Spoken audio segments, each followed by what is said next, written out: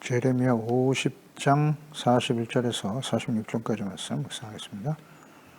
50장 41절 46절까지 말씀 있습니다. 보라, 한 민족이 북쪽에서 오고 큰 나라와 여러 왕이 충동을 받아 땅끝에서 일어나리니 그들은 활과 투창을 가진 자라. 잔인하며 하여 불쌍히 여기지 아니하며 그들의 목소리는 바다가 설림 같도다. 딸 바벨로나, 그들이 말을 타고 무사같이 각기 내 앞에서 대열을 갖추었도다. 바벨론의 왕이 그 소문을 듣고 손이 약하여지며 고통에 사로잡혀 해산하는 여인처럼 진통하는도다. 보라, 사자가 유단의 깊은 숲에서 나타나듯이 그가 와서 견고한 처소를 칠 것이라. 내가 즉시 그들을 거기에서 쫓아내고 택한 자를 내가 그 자리에 세우리니 나와 같은 자 누구며 출두하라고 나에게 명령할 자가 누구며 내 앞에 설 목자가 누구냐? 그런즉 바벨론에 대한 여호와의 계획과 갈대 사람의 이 땅에 대하여 품은 여호와의 생각을 들으라. 양떼의 어린 것들을 그들이 반드시 끌어가고 그들의 초장을 황폐하게 하리니 바벨론이 역탈당하는 소리에 땅이 진동하며 그 부르짖음이 나라들 가운데 들리리라 하시도다. 아멘. 교만한 자에 대한 하나님의 계획과 생각. 막강한 군사력을 자랑하면서 교만했던 바벨론, 그들이 가는 곳마다 승승장구하면서 그들과 맞서 싸울 수 있는 나라는 없었습니다. 그것이 이제 하나님께서 하시는 일임을 깨닫지 못하고 있었을 때 교만해진 것이죠. 자신들의 힘이 강한 것이 아니라 하나님이 심판의 도구로 사용하신 것인데 그걸 전혀 깨닫지 못하고 있었다. 그러니까 하나님의 행하시는 일임을 모르면 교만해지는 거예요. 자신의 신과 능력이 있다고 생각했겠죠. 결국 하나님께서 교만한 자들 바벨론과 싸우시며 멸망하게 하신다라는 것입니다. 그러니까 메데바사를 보내셔서 전쟁을 일으키시지만 결국 싸우시는 분은 하나님이시다. 바벨론은 지금 하나님과 싸워야 하는 거예요. 그래서 이 전쟁은 단순한 전쟁이 아니라 하나님께서 교만한 바벨론과 싸우시는 것이다. 그래서 하나님께서는 교만한 자들과 패역한 자들을 대적하시는 분이라는 걸 다시 한번 역사적 사건을 통해서 바벨론의 멸망을 통해서 보여주시는 것입니다. 계속 이어지죠. 42절 말씀에 보면 그들은 활과 투창을 가진 자, 바벨론의 대적이죠. 메대와 바사, 활과 투창을 가진 자고 잔인하고 불쌍히 여기지 않는다. 그들의 목소리는 바다가 설렘 같도다. 엄청난 수가 밀려온다는 것인데요. 하나님께서 교만한 바벨론을 대적하기 위해서는 전쟁의 도구죠. 메대와 바사. 특히 그들의 모습이 잔인하고 불쌍히 여기지 않는다. 이런 표현이죠. 바벨론을 공격하여 멸망시킬 것이다. 하나님의 심판의 도구인 메대와 바사가 바벨론을 공격하게 하실 때 불쌍히 여기지 않는다라는 말을 강조하셨는데요. 자, 이 말은 바벨론 군대가 언약의 백성 유다를 칠 때와 같은 모습이죠. 예레미야 21장 7절에 보면 여호와의 말씀이니라. 그 후에 내가 유다 왕 시드기야와 그의 신하들과 백성과 및 이 성읍에서 전염병과 칼과 기근에서 남은 자를 바벨론의 느부갓네살 왕의 손과 그들의 원수의 손과 그들의 생명을 찾는 자들의 손에 넘길 것인데 그가 칼날로 그들을 치되 측은히 여기지 아니하며 긍휼히 여기지 아니하며 불쌍히 여기지 아니하리라 하셨느니라. 동일하죠. 바벨론이 언약의 백성 유다를 공격할 때에도 이와 같은 모습이었다. 여기서 깨닫는 바는 하나님께서 오래 참으시죠. 오래 참으시다가 심판을 시작하실 때에는 불쌍히 여기지 않으신다라는 거죠. 그러니까 그 전에 심판이 일어나기 전에 하나님의 생각은 재앙이 아니거든요. 심판이 하나님의 목적이 아니고 그들이 하나님의 이 생각과 뜻을 받아들이고 하나님 앞에 겸손하고 돌이켜 하나님께로 돌아오면 용서해 주시려고 하는 하나님의 뜻이죠.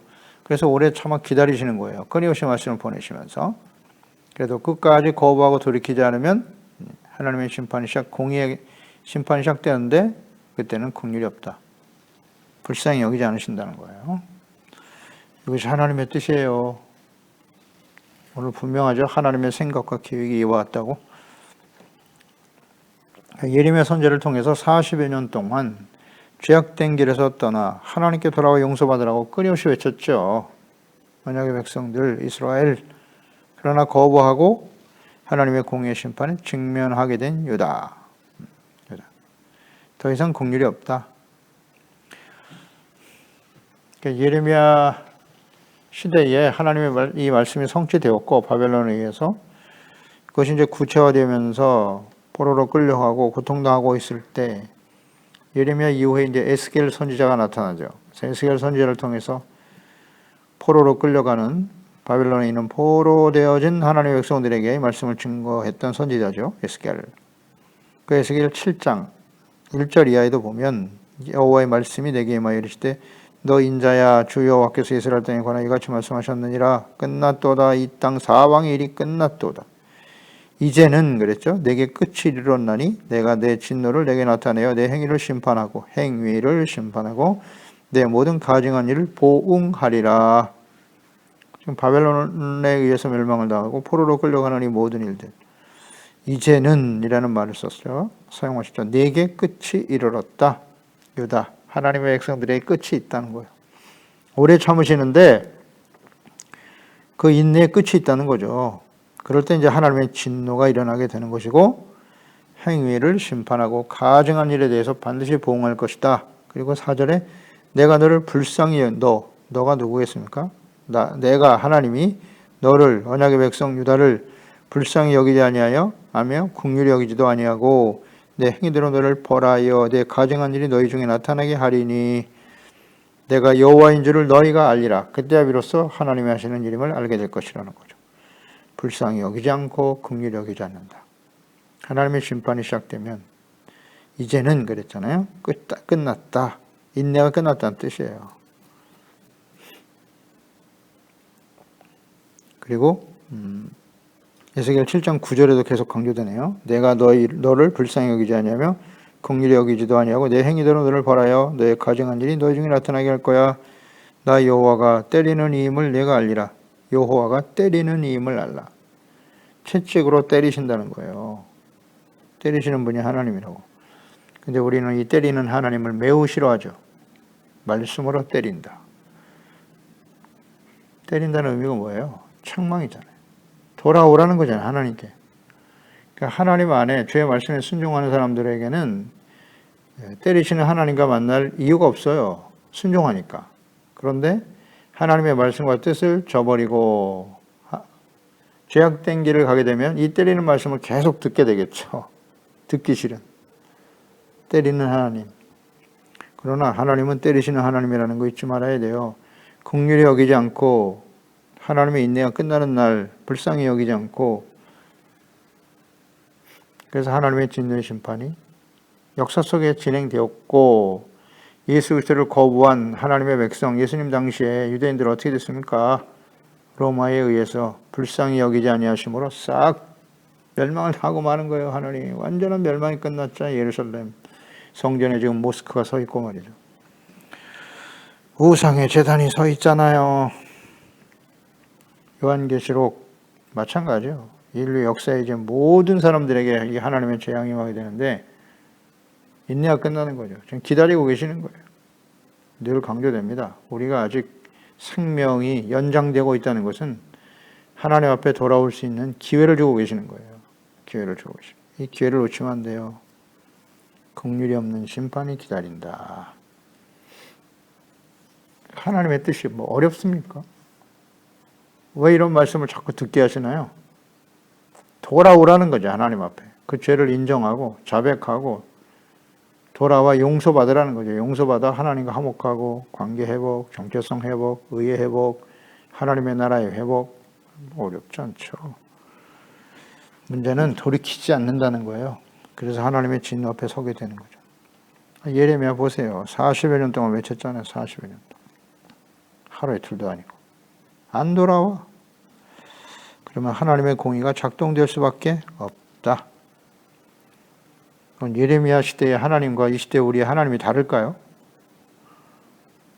다를까요? 하나님은 어제나 오늘이나 영원토록 동일하세요. 그 말씀과 뜻, 계획 다 동일합니다. 지금 이스라엘은 하나님의 언약의 백성이고요. 사실 저희들은 이방인이에요. 이방인들 중에 구원받은 거잖아요. 하나님의 은혜죠. 그래서 로마서 9장이 강조하잖아요. 하나님께서 본가지, 참 감람나무인 본가지도 여지없이 쳐내셨는데 우리는 접붙임을 받은 사람들 아니냐, 이방인들에 대해서. 그러니 더욱 두려워하고 조심하라고. 의미가 무엇인지를 잘 생각해 봐야 합니다. 예수 그리스도를 믿고 구원받아 하나님의 자녀가 되었다. 백성이 되었다. 기적과 같은 은혜죠. 놀라운 은혜입니다. 그에 합당한 삶을 살아가야 하는 것이 소중하죠.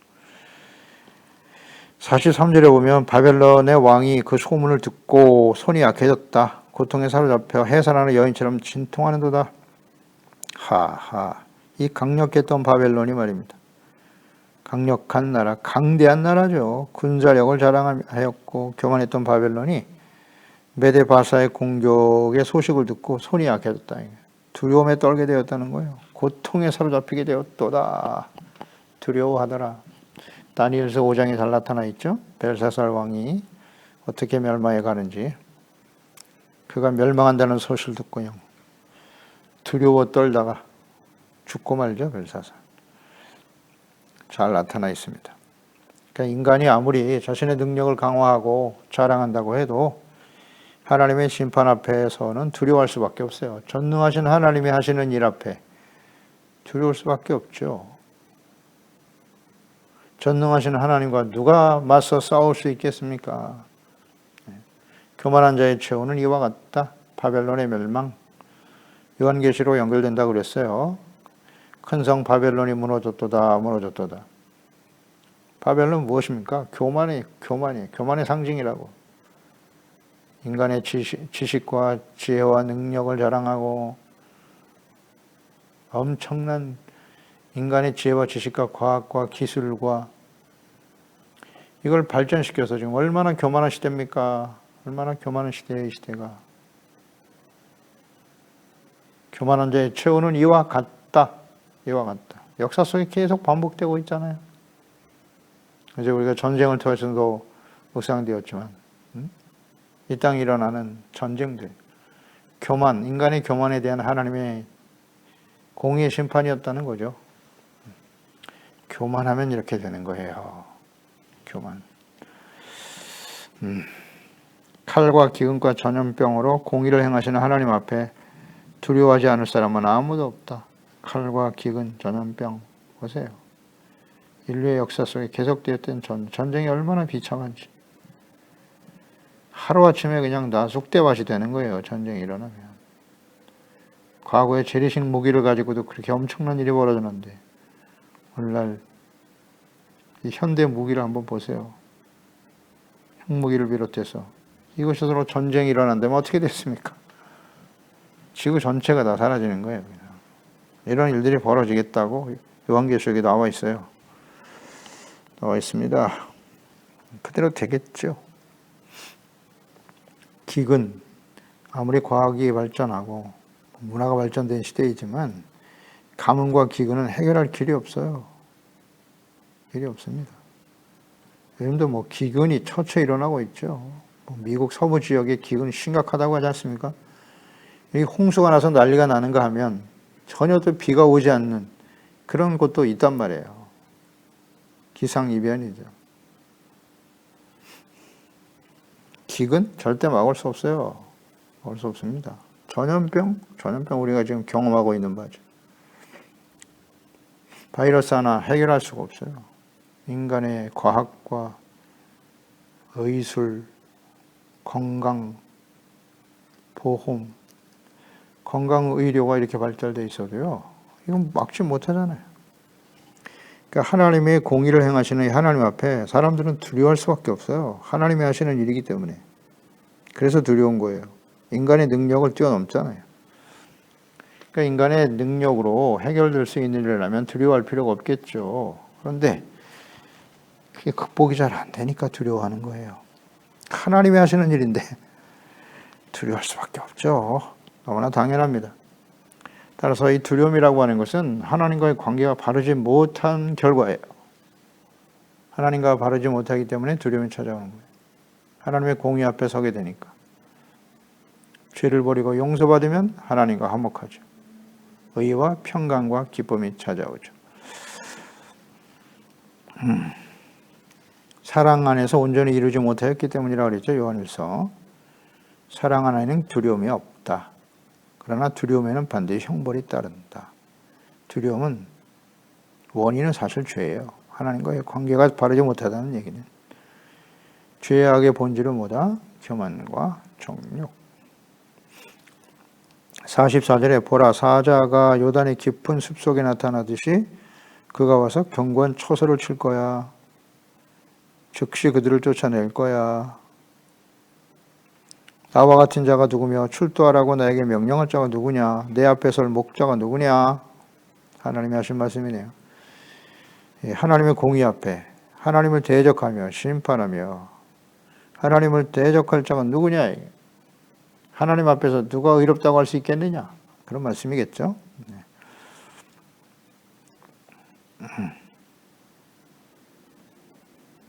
하나님 앞에 설 목자가 누구냐? 하나님과 대적과 싸울 통치자 혹은 세력 어떤 나라도 없어요. 절대 불가능하죠. 그래서 45절에 그런즉 바벨론에 대한 여호와의 계획이라고 나와 있고요. 여러 번 강조하시네요. 갈대 사람의 땅에 대하여 품은 여호와의 생각을 들으라. 황폐하게 될 거라고 말씀하시네요. 지금 하나님께서 선지자를 보내서 그 바벨론에 대한 하나님의 계획과 생각을 지금 말씀하고 계시는 거예요. 그리고 전하여 듣게 하셨다. 여호와의 계획과 생각을 들어라. 이 말씀은 듣고 깨달아 회개하고 돌이켜 살 수 있는 기회를 주시는 거다. 이렇게 될 거라는 거야. 그러니까 그 당시에 바벨론에게 이 말씀 선지자를 보내서 말씀하심으로써 돌이킬 수 있는 기회, 돌이키지는 어렵겠죠. 그렇죠. 하나님의 백성들도 돌아오지 않는데 하나님이 없는 이방인들이 이 말씀을 듣고 돌아온다는 것은 역사적으로 성경을 봐도 그렇고 역사적으로도 요나 선지자를 보냈던 니느웨 말고는 돌이킬 수가 없는 거예요. 그건 기적적인 사건이에요. 니느웨가 회개하고 돌이켰다는 것은. 그러니까 하나님의 뜻을 돌이키셨잖아요. 심판의 뜻을. 이러한 기대를 가지고 보내는 거죠. 그러니까 여기서 우리는 하나님의 사랑, 하나님의 백성들만이 아니라 이 땅의 모든 사람의 주인, 왕이신 하나님, 모든 사람의 하나님이 되시기를 원하시고 모든 사람들이 구원받기를 원하신다는 걸 다시 한번 깨닫게 되죠. 그래서 이 말씀을 전하여 듣게 하시는 거예요. 돌이킬 수 있는 기회를 주시는 거다.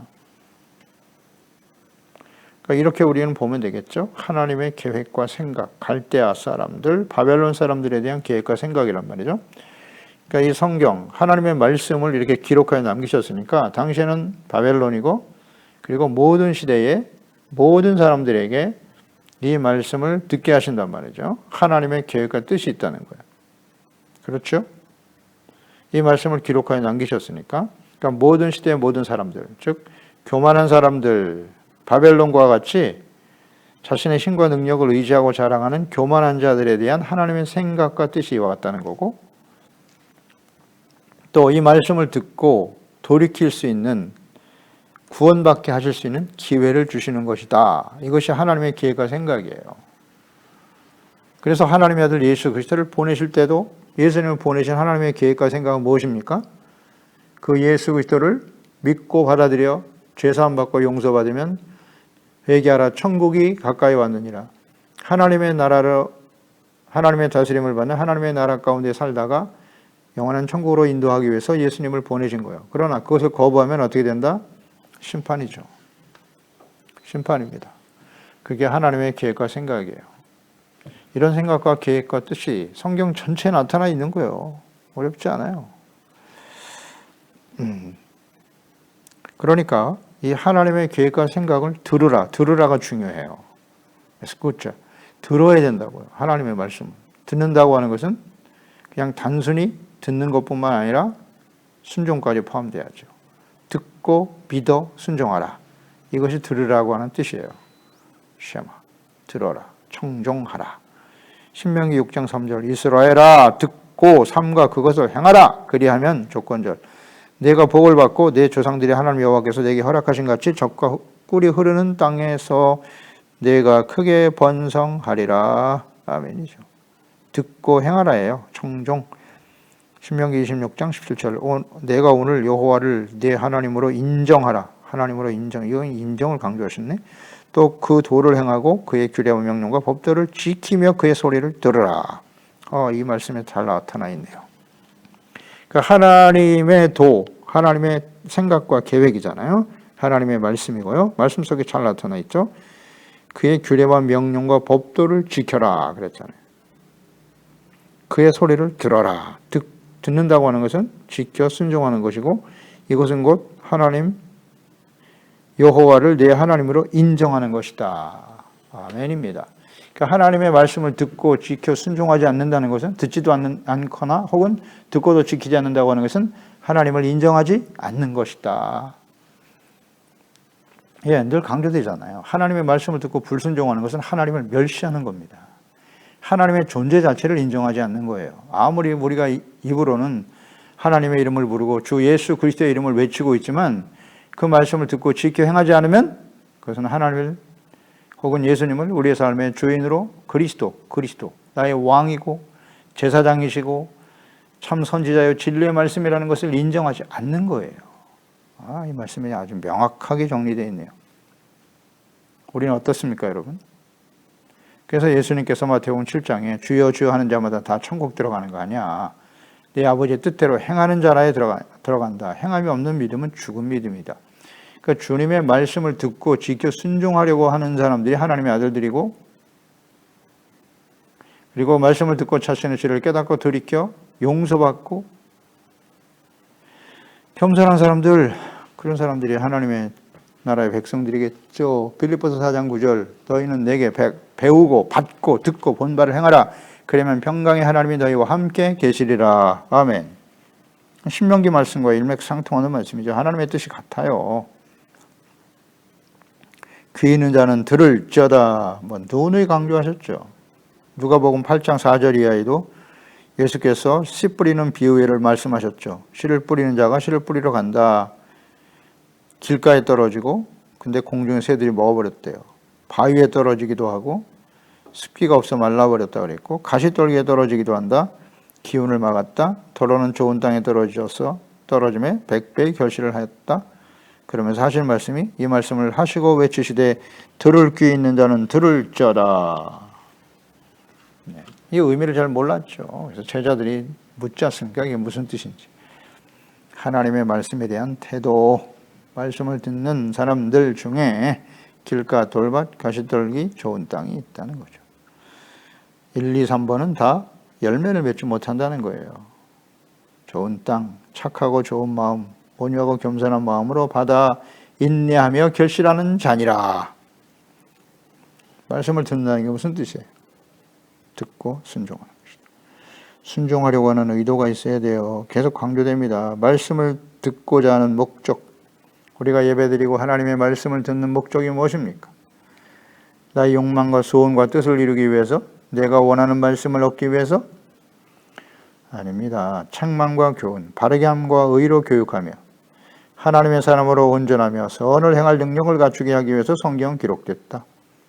책망과 교훈을 얻는 거예요. 죄를 깨닫고 버리고 용서받고 의의를 회복하는 것. 하나님의 자녀와 백성답게 사는 것이죠. 계시록 1장 3절로 4절에 이 들을지어다 정말 생각해야 돼요. 이 예언의 말씀을 읽는 자와 듣는 자와 그 가운데 기록한 것을 지키는 자는 복이 있다. 때가 가까움이라 그랬어요. 말씀을 읽는 자와 듣는 자, 그것을 지키는 자가 복이 있다고요. 듣고 끝나면 안 돼요. 듣고 지키는 것까지. 요한은 아시아에 있는 7교회에 편지하노니 하면서 이 복을 받을, 듣고 지켜 행하는 자가 복이 있다고 하셨는데, 그러면서 바로 소아시아 7교회에 이제도 계시고 전에도 계셨고 장차 오시리가 그 보좌 앞에는 7영 교회, 7교회에게 편지하노니 그랬잖아요. 이 7교회에 보낸 편지와 연결이 됐단 말이에요. 그러니까 소아시아 7교회에 주셨던 이 말씀을, 예수께서 하신 말씀을 듣고 어떻게 해요? 지켜라. 그래야 복이 있다고 강조하신 거예요. 소아시아 7교회 마지막 심판 임박한 시대의 교회 모습이잖아요. 그러면서 그 교회들에게서 강조하신 게 뭡니까? 계시록 2장 7절 귀 있는 자는 성령이 교회들에게 하시는 말씀을 들을 자다. 말씀을 듣는다는 게 무슨 뜻이에요? 이기는 그에게는 말씀을 듣고 지켜 순종하는 게 이기는 겁니다. 내가 하나님의 낙원에 있는 생명나무의 열매를 주워 먹게 할 것이다. 11절에 귀 있는 자는 성령이 교회들에게 하신 말씀을 들을 자다. 이기는 자는 둘째 사망의 해를 받지 아니하리라. 아멘. 말씀을 들어라. 이기는 자는 말씀을 들어야 이기는 것이군요. 그러니까 말씀을 듣고 지켜 순종하는 거예요. 죄를 버리고 하나님의 말씀을 따르는 것이 이기는 거예요. 그러니까 말씀을 듣지 않으면 이길 수 있다 없다? 없다잖아요. 에베소서 6장 10절 이하에 악한 원수 마귀와 우리가 싸우는 것인데 그러기 위해서는 어떻게 해야 된다? 진리의 허리띠. 진리는 무엇입니까? 하나님의 말씀, 예수 그리스도, 의의 흉배. 의라고 하는 건 무엇입니까? 마땅히 따라야 될 하나님의 말씀을 순종하는 것이 의죠. 그리고 그 말씀을 따라 순종하지 못할 때 회개하고 용서받는 의, 믿음의 방패, 평안의 복음의 신발, 구원의 투구, 말씀과 성령의 검이잖아요. 이렇게 전신갑주를 입어야 이길 수가 있다고요. 그러니까 말씀을 들어야 돼요. 말씀을 들어야 돼요. 듣지 않으면 절대 이길 수 없어요. 예수님도 보세요. 마태복음 4장에 악한 원수 마귀가 예수님을 시험할 때 어떻게 이기셨습니까? 말씀으로 이기셨잖아요. 말씀. 그러니까 말씀을 듣고 지켜 순종하는 것이 승리할 수 있는 거예요. 그래서 말씀 묵상 그렇게 계속 강조하는 겁니다. 매일매일 말씀을 들어야 합니다, 여러분. 말씀을 들을 자다. 들어야 사는 거예요. 듣고. 그러니까 그 말씀 속에 하나님의 계획과 하나님의 생각과 뜻이 들어있단 말이에요. 특히 바벨론에 대해서 이 말씀을 하고 계신데 바벨론과 같은 성향을 가진 교만한 자들이잖아요. 교만한 자. 교만한 자들은 반드시 이와 같이 된다. 심령이 가난한 자가 복이 있는 거예요. 천국이 저희 것입니다. 그러니까 우리는 언제나 하나님을 가까이 하면서 두 마음을 버리고 깨끗하고 정결한 마음, 겸손한 마음을 성결하게 해야죠. 그리고 주님 앞에서 겸손하자. 겸손을 어떻게 끝까지 지켜갈 수 있는가? 이게 관건입니다. 그래서 하나님 앞에 말씀 앞에 서고 자신의 죄를 하나님을 인정하고 내가 하나님 앞에 온전하지 못한 죄악된 모습을 고백해야죠. 인정하고 자백하고 용서받고 의롭다함을 얻는 삶을 계속해야 한다. 기도하겠습니다. 하나님 아버지, 오늘도 주의 말씀을 듣습니다. 바벨론 강력한 나라죠. 누구도 그를 대적할 수 있는 나라가 없었어요. 그런데 하나님이 그들과 싸우시고 하나님이 보내시는 메대와 파사를 통해서 그들은 멸망당할 수밖에 없다. 그들을 더 이상 긍휼히 여기고 불쌍히 여기지 아니하실 것이다 라는 말씀이네요. 이것은 곧 하나님의 인내가 끝나고 심판이 시작된다는 것을 의미합니다. 주여, 이제 지금 예수 그리스도를 보내시고 지금 2000년 동안 기다리고 계신데요. 그 하나님의 인내가 끝날 때가 온다. 그것이 이제 요한계시록에 말씀하신 이 땅의 심판이 시작되는 때이겠죠. 그런 거로 이 기회가, 이 주어진 기회가 무엇인가를 잘 생각해야 돼요. 하나님의 말씀을 잘 듣고 죄를 깨달아 죄악된 길에서 떠나 썩어져 버릴 세상에 있는 걸 구하지 아니하고 하나님을 구하고 하나님의 나라와 의를 구하고 하나님의 자녀답게 살아갈 수 있는 저희들이 될 수 있도록 도와주세요. 그러려면 하나님의 말씀을 들어야 합니다. 들어야 해요. 듣고 지켜 행하는 것이죠. 우리 힘으로 되지 않는다는 거 너무나 잘 압니다. 그러하오니 오늘도 이 말씀을 묵상하고 기도하오니 주의 성령님께서 이 말씀을 듣는 우리 모든 하나님의 자녀들에게 성령으로 감동하여 주사 하나님의 말씀을 주야로 묵상하고 즐거워해야죠. 즐거워하고 그 가운데 지켜 순종할 수 있도록 도와주세요. 예수님의 이름으로 기도드리옵나이다. 아멘.